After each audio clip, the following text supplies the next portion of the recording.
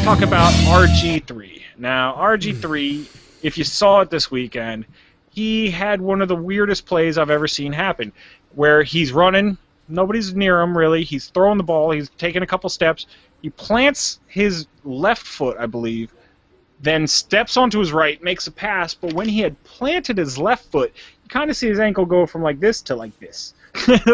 And then he kind of stumbles out of bounds after that. Completes the pass, it was a great pass, it was really cool, but it was just like, what the heck happened here? And what had happened was he dislocated his ankle. Pretty painful. And the fact that he completed the pass afterwards, I think is great. But now, there is some good news coming out of this situation. They're saying that he did not fracture his ankle as well, which if he had, would have pretty much put him out for the rest of the season. They're also saying that a lot of the ligaments that sometimes tear pretty much stayed intact pretty well. So his ankle is pretty much intact. It just was dislocated. Now, he's not going to be able to put any weight on it, I don't believe, for the next 8 to 10 days. But after that, it will take him a good couple weeks of a rehab after that. But they're saying that his timetable for return might be about 8 to 10 weeks. So that's surprising to me. For a dislocation? Yeah, especially of your ankle. Yeah, I don't know. That just seems surprising to me because we said, like, he didn't break it, he didn't fracture it, he didn't get most of the ligaments there. I'm just surprised that we're not at the point that I guess, I'm not a medical doctor. I have never had my ankle dislocated. It just surprised me that it's like we're talking about that many games. Yeah, it's that many weeks. Yeah.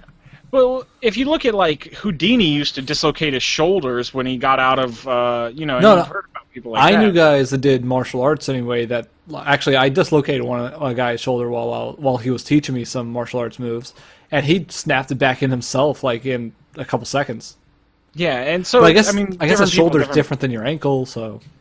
Yeah, I would say the ankle, since it's a weight-bearing thing, if you dislocate that, it'd probably be a lot worse. Yeah. But, but hey, that's good news for Redskins fans. Now, it could be really weird news because if Kirk Cousins keeps playing very, very well, we might not want to see RG3 back on the field. Honestly, during that game, I was thinking to myself, this could actually turn out being pretty bad for RG3. Like, granted, we were playing the Jaguars, and it may have just been because the Jaguars the Jaguars, yeah. But Cousins looked really good. The Jaguars. Cousins looked really good. We put up a lot of points, and considering the week before how badly things went, you start looking at Cousins and say, like, hey, maybe that's the guy we should really go with, even if we get RG3 back. So yeah, might be bad for RG3. I don't know. The way I look at this situation, too, is I do not think Kirk Cousins is a better quarterback than RG3. RG3 has more talent and more ability than Kirk Cousins does.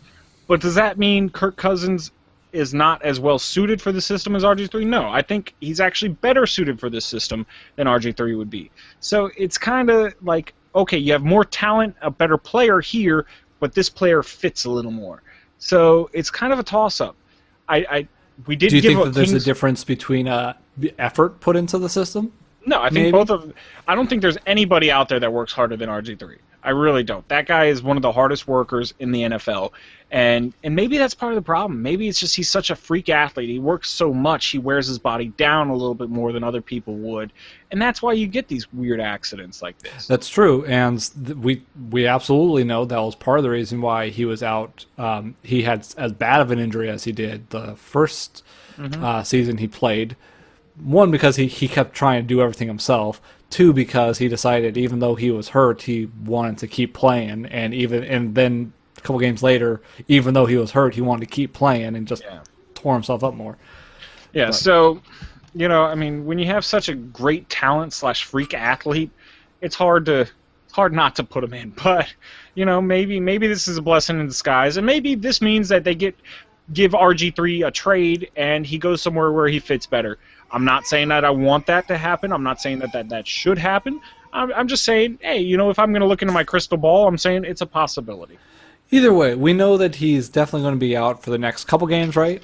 Mm-hmm. And that will tell us... at least the next 8. At least minimum the next 8 weeks. So. And definitely over that amount of time, we'll know whether Cousins really fits better or not. Because like we said, maybe that's how things went against the Jaguars. maybe the Jaguars' defense is just that bad. Anyone could walk all over them. I don't know. We'll see over the next 8 weeks how Cousins does and whether he puts up the same numbers or similar benefit against more teams. We'll see. Yeah, and so let's let this RG3 talk take us into